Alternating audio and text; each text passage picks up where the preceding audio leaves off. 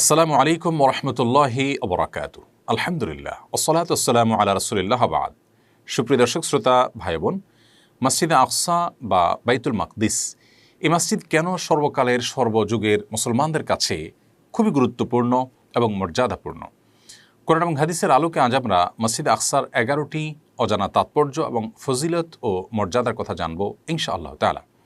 সর্বপ্রথম মসজিদে আকসার যে ফজিলতের কথা আমরা বলতে চাই তা হলো, মসজিদে আকসা এমন মসজিদ যে মসজিদকে কেন্দ্র করে তার আশপাশের জায়গাগুলোকে আল্লাহ রাব্বুল আলামিন কোরআনে কারিমে বরকতময় এবং পবিত্র ভূমি হিসাবে উল্লেখ করেছেন।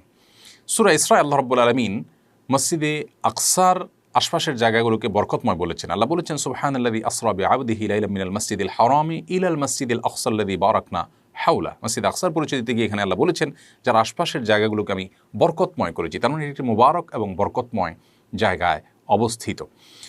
এবং সূরা মায়দায় আল্লাহ রাব্বুল আলামিন এই মসজিদকে, এই মসজিদের ভূমিকে আরদে মুকাদ্দাসাহ বলেছেন, পবিত্র ভূমি বলেছেন।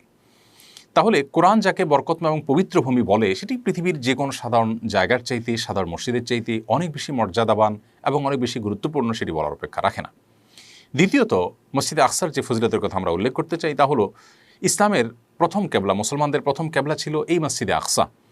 আল্লাহ রাব্বুল আলামিন যখন প্রিয় নবী সাল্লাল্লাহু আলাইহি ওয়াসাল্লাম এবং সাহাবা ইকরামের উপর সালাত ফরজ করেছেন মক্কায়, তখন তাদেরকে বাইতুল মাকদিসের দিকে ফিরেই প্রথমে সালাত আদায় করার নির্দেশ দিয়েছেন।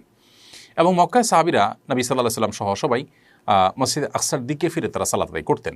মদিনায় হিজরত করার পর 16-17 মাস পর্যন্ত একইভাবে মসজিদ আকসার দিকে ফিরে তারা সালাত আদায় করতেন। পরবর্তীতে নবী সাল্লাল্লাহু আলাইহি ওয়াসাল্লামের মনের আকাঙ্ক্ষা ছিল, তামান্না এবং আগ্রহ বাসনা ছিল মক্কার মসজিদে হারামের দিকে ফিরে সালাত আদায় করার। এটা যেন কেবলা হয়, সেটি তার আকাঙ্ক্ষা ছিল, কারণ এটি ইব্রাহিম আলাইহিস সালামের স্মৃতি বিজড়িত মসজিদ।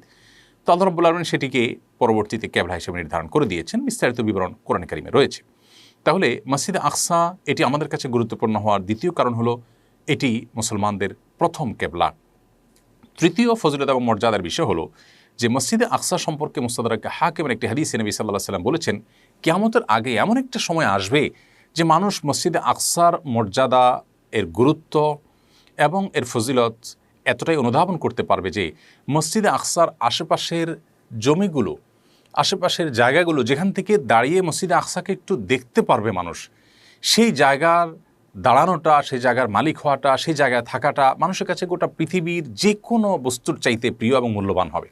তো এরকম একটা সময় আসবে। এখান থেকে বোঝা যায় যে মসজিদের গুরুত্ব এবং মর্যাদা আল্লাহ সুবহানাহু ওয়া তাআলার কাছে কত বেশি। মসজিদে আকসার 4 নম্বর ফজিলত এবং মর্যাদার দিক হলো যে এটি নবী সাল্লাল্লাহু আলাইহি সাল্লামের ইসরা এবং মেরাজের কেন্দ্র ছিল।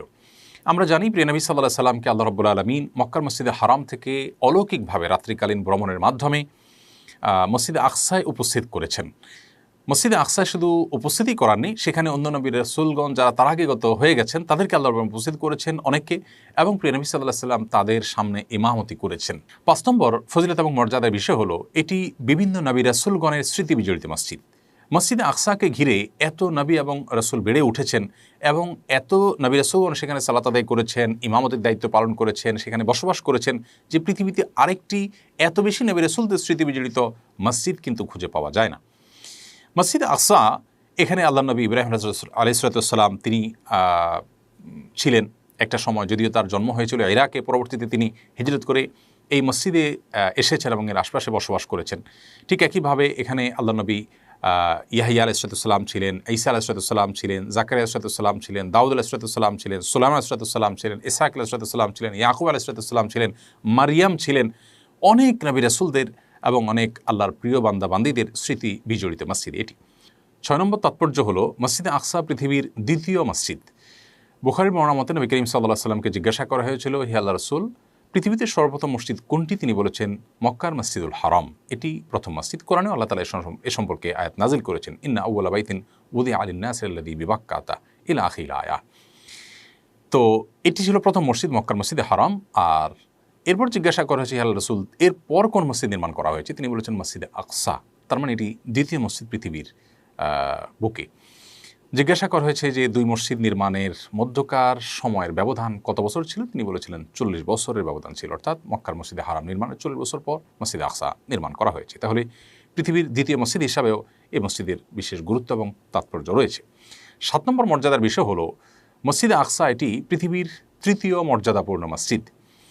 আল্লাহ রাব্বুল আলামিন সবচেয়ে বেশি যেই মসজিদের মর্যাদা কোরআনে উল্লেখ করেছেন, প্রিয় নবী সাল্লাল্লাহু আলাইহি ওয়াসাল্লাম উল্লেখ করেছেন, সেটি হলো মক্কার মসজিদে হারাম, এরপরে মদিনার মসজিদে নববী, এবং তারপরে তৃতীয় স্থানটি দখল করে আছে এই মসজিদ, অর্থাৎ মসজিদে আকসা। এই জন্য নবী সাল্লাল্লাহু আলাইহি ওয়াসাল্লাম পৃথিবীতে 3টি মসজিদে শুধুমাত্র সওয়াবের উদ্দেশ্যে সফর করে যাওয়াটাকে জায়েজ ঘোষণা করেছেন।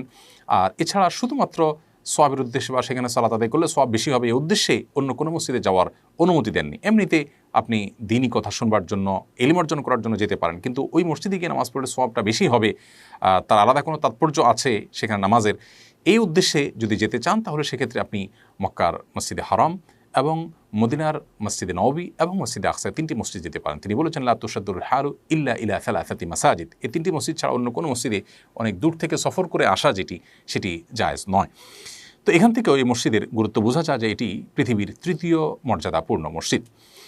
8 নম্বর মর্যাদার বিষয় হলো যে এই মসজিদের সালাতকে আল্লাহ রাব্বুল আলামিন বহু গুণে এর সওয়াব বাড়িয়ে দেন। বিভিন্ন বর্ণনায় সম্পর্কে রয়েছে। নবী করিম সাল্লাল্লাহু আলাইহি ওয়াসাল্লামের একটি বর্ণনা হলো এরকম যে মসজিদে আকসাতে কেউ যদি 1 রাকাত সালাত আদায় করেন, আল্লাহ রাব্বুল আলামিন সেটাকে 250 গুণ বৃদ্ধি করে দেন, অর্থাৎ প্রতি রাকাত নামাজের বিনিময়ে আল্লাহ রাব্বুল আলামিন 250 রাকাতের সওয়াব বান্দাকে দান করবেন। এবং এ সম্পর্কে আরও বেশ কয়েকটি বর্ণনা রয়েছে, কোনো বর্ণনায় 500 রাকাতের কথা, কোনো বর্ণনায় আরও বিভিন্ন রকম বর্ণনা রয়েছে। তবে 250 রাকাতের বর্ণনাটি তুলনামূলকভাবে অনেক বেশি বিশুদ্ধ এবং গ্রহণযোগ্য। 9 নম্বর তাৎপর্য হলো মসজিদে আকসায় সালাত আদায়ের উদ্দেশ্যে কেউ যদি বাসা থেকে বের হয়, আল্লাহ রাব্বুল আলামিন ওই ব্যক্তিকে সদ্য ভূমিষ্ঠ হওয়া নবজাতক শিশুর মতো নিষ্পাপ করে দেন, অর্থাৎ তার সমস্ত গুনাহ খাতাগুলোকে মাফ করে দেন।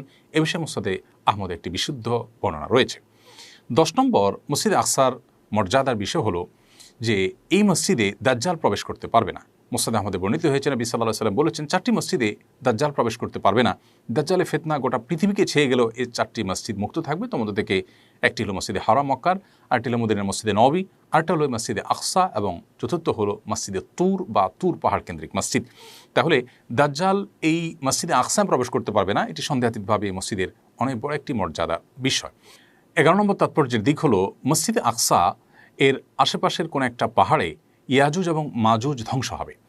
সহিহ মুসলিমে বর্ণিত হয়েছে যে নবী সাল্লাল্লাহু আলাইহি ওয়াসাল্লাম ইরশাদ করেছেন, পৃথিবীর ইতিহাসের অন্যতম ত্রাস, অন্যতম একটা বড় ফিতনা এবং কিয়ামতের গুরুত্বপূর্ণ একটি আলামত, ইয়াজুজ এবং মাজুজ থেমে যেতে বাধ্য হবে মসজিদে আকসার আশপাশের কোনো একটি পাহাড়ে।